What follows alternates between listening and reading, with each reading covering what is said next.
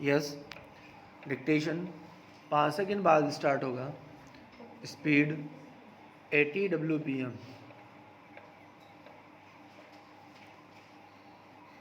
Yes, start. Noida में जुड़वा मीनारे गिराए जाने के बाद तरह तरह की बहसों का बाजार गर्म है। विराम।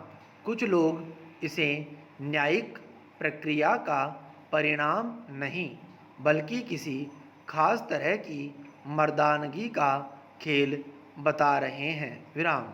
कुछ लोग इसे भ्रष्टाचार पर वार मानते हैं तो कुछ लोग इसे अहंकार के सर्वोच्च शिखर का ढहना। विराम।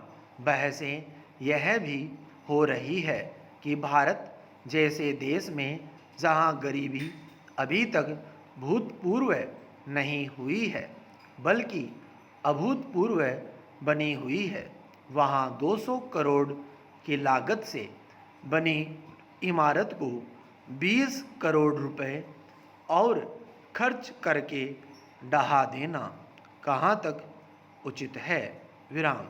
ढहाने के बजाय इसे अस्पताल, पुस्तकालय, धर्मशाला, छात्रावास जैसी जन सुविधाओं के रूप में विकसित कर देना चाहिए था। विराम।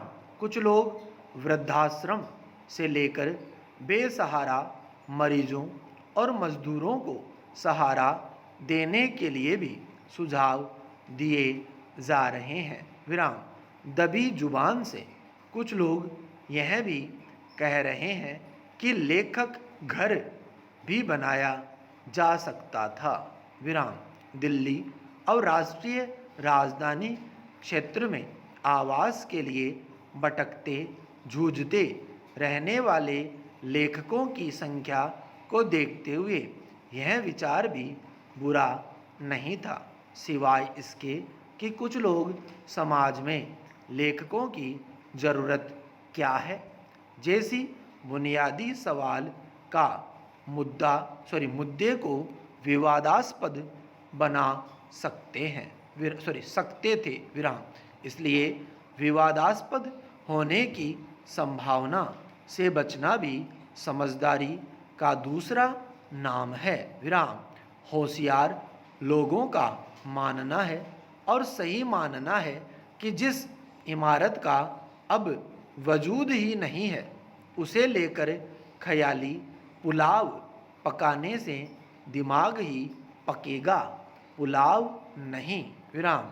इसलिए ख्याली पुलाव छोड़कर असली पुलाव यानी 80,000 टन मलबे के निस्तारण की चिंता करनी चाहिए। विराम। कुछ लोग इसी चिंता में मशगूल है। विराम।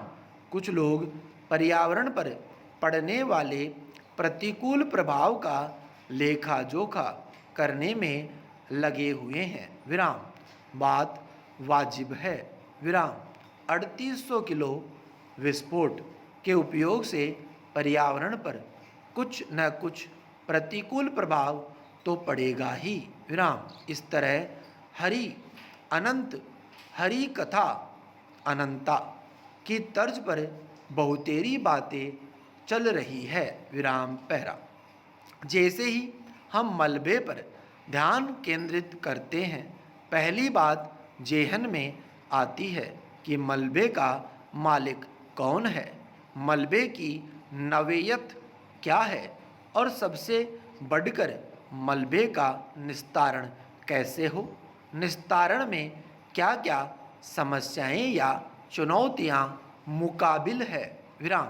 जहाँ तक मलबे की नवेयत का सवाल है इसे तय करना कोई मुश्किल काम नहीं है। विराम। अगर टावर भ्रष्टाचार का था तो मलबा भी भ्रष्टाचार का ही होगा। विराम।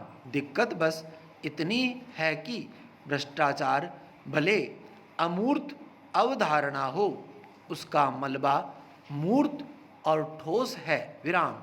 सीमेंट, छड़, बालू, लोहा, लक्कड़ सब उसमें मौजूद है। विराम। इसलिए उसके मालिकाना हक का सवाल उठना लाजिमी है विराम। हालांकि अभी तक इस पर किसी ने मालिकाना हक ठोका नहीं है विराम। इसी उधेड़ बुन में सहसा कहानी मलबे का मालिक याद आ गई विराम। बनी कहानी का प्रमुख पात्र के नए बने घर पर रखे पहलवान की नज़र थी विराम। स्टॉप।